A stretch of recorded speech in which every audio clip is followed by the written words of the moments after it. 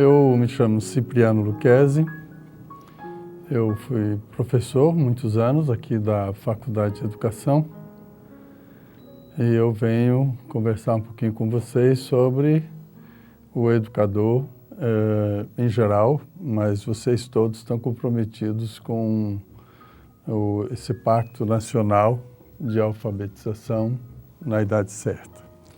Então eu vou falar um pouquinho sobre isso, vou abordar algumas questões fundamentais, eu acredito, a respeito dessa questão do papel do educador escolar em geral, né?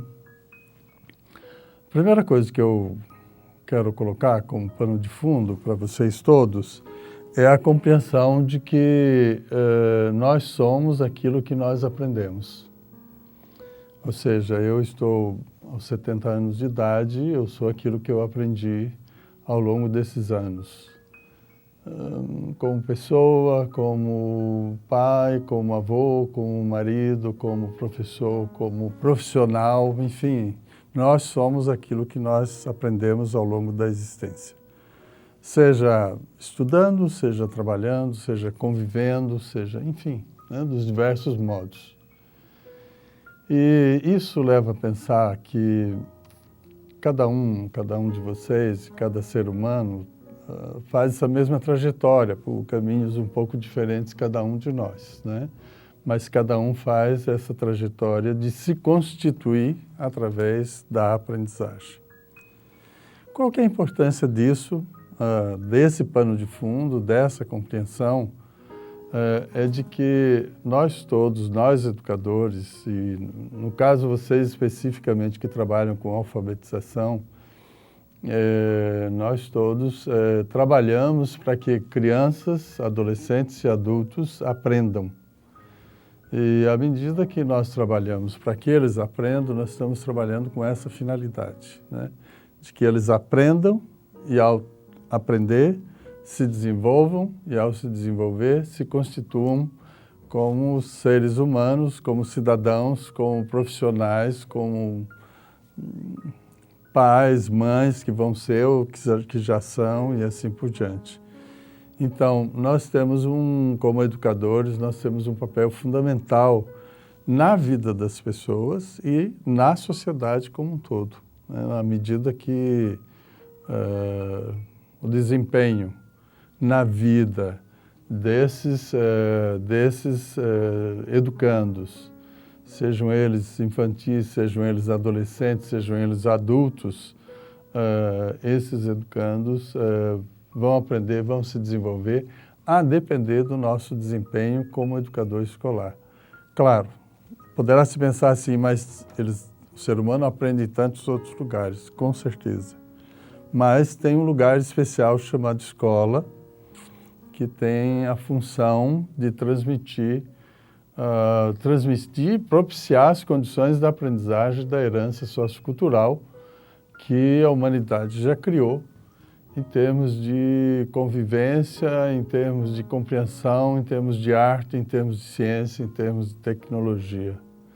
Então, cada um de nós, cada ser humano, ele é um ser que se desenvolve. Jean Piaget dizia que o ser humano chega ao mundo como um complexo de possibilidades, né? Ele diz assim, a condição humana é uma condição de possibilidades. E essas possibilidades vão se tornar reais, algumas, são muitas, são infinitas, quase, né? Algumas vão se tornar reais com a aprendizagem que nós vamos fazer na nossa família, na convivência com os nossos parentes, com os nossos pais e na escola, né? Então, a nossa responsabilidade de educador escolar ocorre com a aprendizagem na escola. E aí, importa a gente pensar que a educação se dá segundo dois princípios fundamentais. Um princípio fundamental se chama princípio formativo e o outro se chama princípio organizativo. O princípio formativo é aquele que tem a ver com o desenvolvimento de cada um de nós individualmente. E o princípio organizativo tem a ver com aqueles que criam o espaço educativo, o espaço organizativo, o espaço que nos organiza como aprendentes e como seres humanos. Então, nós vamos ter, nessa fala, pelo menos 4 segmentos. O primeiro deles é esse, de nós compreendermos o pano de fundo que é isso. Todo ser humano se constitui pela aprendizagem. O segundo que é esse princípio formativo que é o educando. Terceiro, quem é esse educador que, junto com outros fatores, compõe o princípio organizativo que garante a formação. E o terceiro passo, ou o quarto passo, né, seria qual é o nosso papel profissional no ensino e na aprendizagem dos educandos com os quais nós trabalhamos. Então, nessa relação entre princípio formativo e princípio organizativo, ou seja, quem se forma e quem ajuda a formar, o princípio formativo significa o seguinte, que tudo na natureza se forma do simples para o complexo. Tudo. A vida, a natureza. Então, se a gente começar a pensar assim na natureza física, poeira cósmica, átomos formam moléculas, moléculas formam elementos biológicos, a vida e assim por diante. E se a gente pensar em cada um de nós, né, nós fomos concebidos como uma única célula, né, uma única célula ovo, hoje somos bilhões. Só o nosso cérebro tem aproximadamente 110 milhões de células, que veio de uma só, né? E, do ponto de vista cultural, nós todos nos formamos do simples para o complexo. Se alguém quiser aprender uma língua estrangeira, não vai começar falando bem a língua estrangeira, vai começar arrastando mesmo, e depois, vagarosamente, se dedicar bastante, vai poder se expressar de uma forma razoável, né, numa língua estrangeira. E assim qualquer coisa que nós queiramos aprender, sempre vai do simples para o complexo. Então, o ser humano também se forma do simples para o complexo. Nós passamos alguns meses no útero de nossa mãe, alguns 9, alguns 8, alguns 6, né, os apressadinhos, mas em todo caso passamos um tempo lá, depois um tempo no colo do pai, da mãe, do tio, da tia, do avô, da avó. Depois a gente começou a caminhava um pedaço da sala, um pedaço do quarto, depois andamos pela casa, depois fomos para fora da casa e assim por diante. Então, o nosso caminho de formação é do simples para o complexo. E a nossa personalidade também, né? À medida que nós vamos aprendendo, a nossa consciência vai se ampliando. Sempre. O Rubem Alves tem uma historinha que é assim, um pintacilgo estava num voo, caiu num fundo de poço, e lá encontrou um mundo de rãs. E o pintacilgo era conversador e dizia, rapaz, vocês têm que sair daqui, ir para a boca do poço e ver o mundo como ele é muito maior. E as rãs dialogaram e não aceitaram muito essa história de ir para a boca do poço e ver o mundo, preferindo torcer o pescoço do pintacilgo, né? Mas é assim. Quanto mais a gente se desenvolve na personalidade da gente, mais consciência nós temos, mais compreensão nós temos.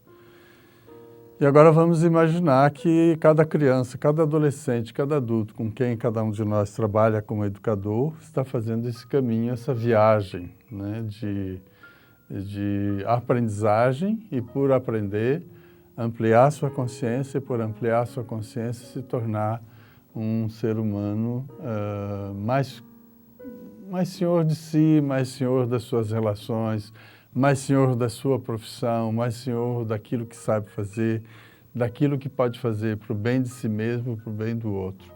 Então, compreender o educando como um princípio formativo, como aquele que representa o princípio formativo, significa que nós, como educadores, vamos ter um outro papel, que é o papel daquele que acolhe o princípio organizativo, formativo, que acolhe o educando, alimente o educando, né, para que ele possa fazer esse papel, essa viagem de autoformação, de autoconstituição, de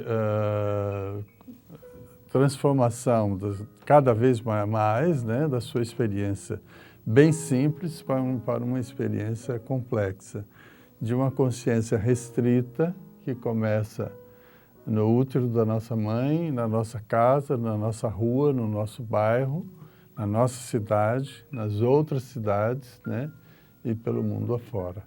Então, é fundamental para que a gente trabalhe com educação que nós compreendamos o nosso educando como aquele que vai fazer o caminho, a viagem da autoformação, que vai do simples para o complexo. Então, não vamos esperar que o nosso educando comece pelo complexo.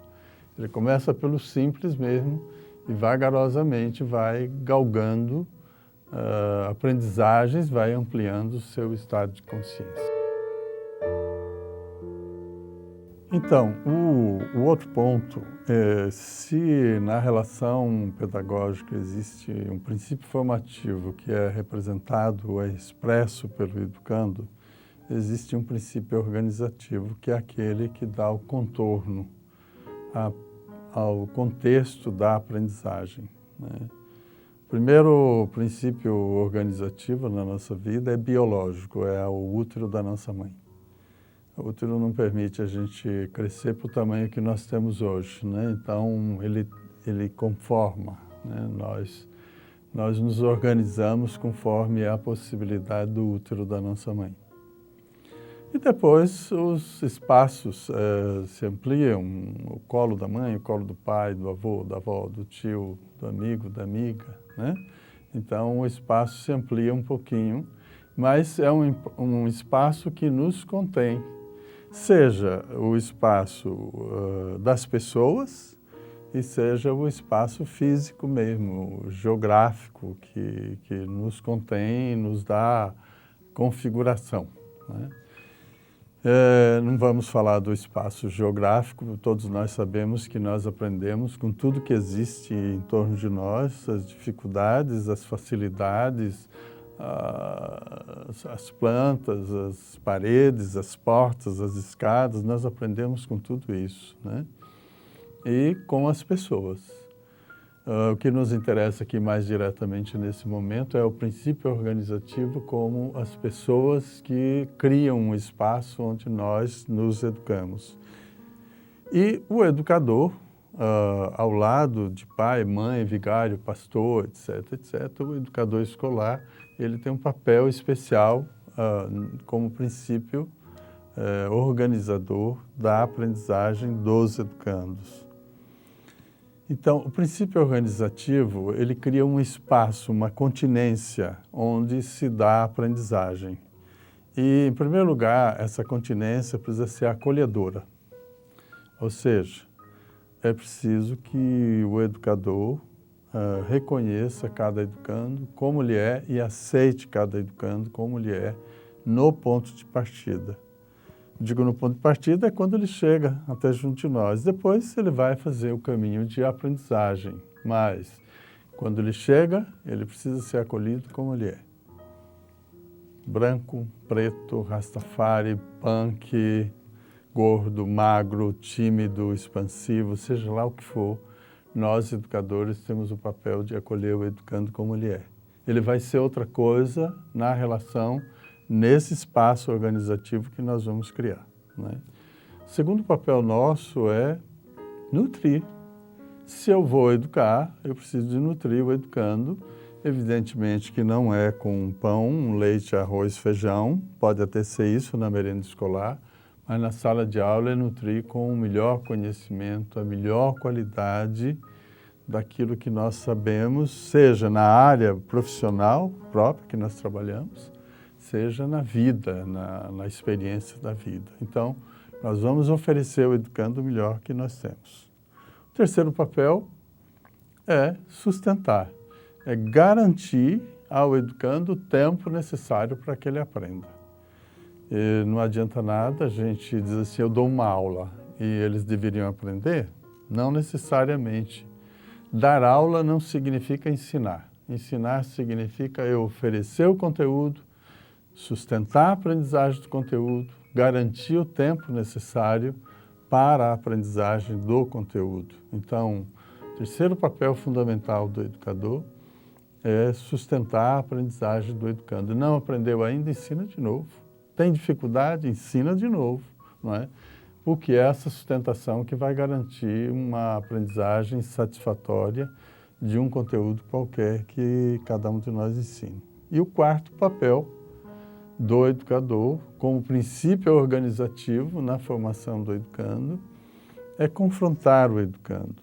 Confrontar não significa desqualificar, não significa fazer chacota, não significa se assustar com as condutas do educando. Confrontar simplesmente significa assim, meu filho, eu lhe ensinei uma coisa, você ainda não aprendeu, então eu vou lhe ensinar de novo, vou trabalhar com você, vou trabalhar até que você aprenda. Então, o confrontar é o que nós chamamos de ato de avaliar. Não é o ato de examinar, nem de dar nota, nada disso, é de avaliar.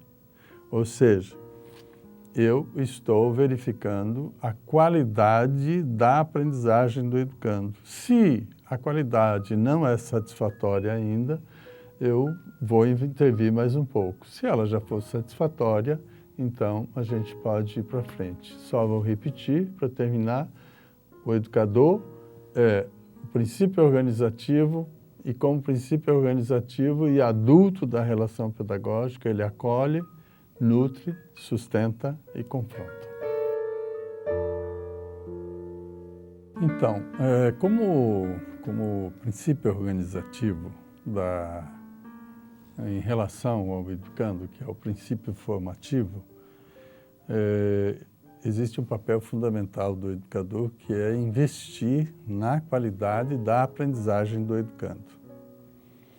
Existe um teórico norte-americano chamado John Munter. Ele diz assim, é insano querer resultados novos sem investimento na prática, né? Então, muitas vezes nós atribuímos ao educando a responsabilidade pela dificuldade que ele tem de aprender. Então, é fácil dizer assim, os meninos agora não querem mais estudar, não querem mais aprender, agora é televisão, é videogame, enfim, né? E não é verdade. As crianças que querem aprender, é preciso que a gente invista na aprendizagem deles, né? É preciso que o nosso olho brilhe com o nosso trabalho e que a gente goste do que faz e que possa transmitir esse prazer com o que faz para cada criança com quem a gente trabalha. Então, a aprendizagem do educando vai depender muito do nosso cuidado, do nosso investimento, do investimento de cada educador escolar, né? Eu já disse anteriormente, vou repetir, dar aula não significa ensinar. Dar aula é jogar semente ao vento. Se ela nascer e crescer, tudo bem. Se não nascer e crescer, morre. Ensinar é cuidar, né? Não tem a ver com dar aula. Ensinar é cuidar assim, eu ensino e avalio. Aprendeu? Ótimo. Não aprendeu? Ensino de novo, ensino de novo, ensino de novo, ensino de novo, até aprender. É interessante a gente pensar nisso, porque nós trabalhamos na escola em geral, da alfabetização à pós-graduação. Nós gostamos de ter notas escolares, médias de notas escolares, né? E as notas escolares às vezes não significam absolutamente nada. O sujeito tem uma nota 8, mas não aprendeu. Então, a única coisa que é importante na prática educativa é que o educando aprenda, não é? E para ele aprender, vai ser necessário o nosso largo investimento, o nosso largo cuidado com a aprendizagem do educando. Eu fui uma criança multirrepetente. Eu fui reprovado muitas vezes, até um dia que eu tive um professor que ensinava língua portuguesa, em torno dos meus 14 anos de idade, disse: se você for bem ensinado, você aprende. E desse dia em diante, que ele cuidou de mim, nunca mais eu fui repetente. Então, cuidou de mim e de outros, né? Eu estava no meio de uma turma. Não era nada especial, era um cuidado dele com os educandos. E então, eu repito assim, para que os seus educandos aprendam, para que esse projeto, esse Pacto Nacional de Alfabetização na idade certa, para que ela ocorra efetivamente na idade certa, importa muito, muito e muito investimento de cada educador. É preciso que cada educador queira que o seu educando aprenda. Não basta dar aula, não. Precisa querer que ele aprenda. Foi o que o meu professor fez comigo. Eu quero que você aprenda e eu vou lhe ensinar da melhor forma possível. E aí, então, se vocês investem na aprendizagem, efetiva aprendizagem do seu educando, dos conteúdos com os quais vocês trabalham, a gente volta ao início da minha fala aqui nessa conversa. Nós somos aquilo que nós aprendemos. As crianças, os adolescentes e os adultos com os quais vocês trabalham serão aquilo que eles aprenderem. E nessa aprendizagem tem o papel de cada um de vocês. Então, na minha formação, tem o papel de cada educador que eu tive ao longo da minha vida, da alfabetização ao doutoramento.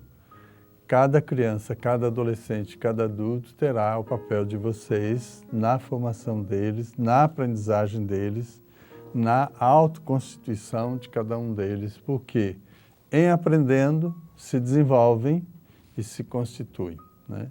Então, fechando essa minha fala, importa compreender isso. Nós somos e cada ser humano com o qual nós trabalhamos, eles serão aquilo que eles aprenderem. E nós temos um papel profundamente significativo nesse caminhar de cada educando que nós temos em nossa sala de aula.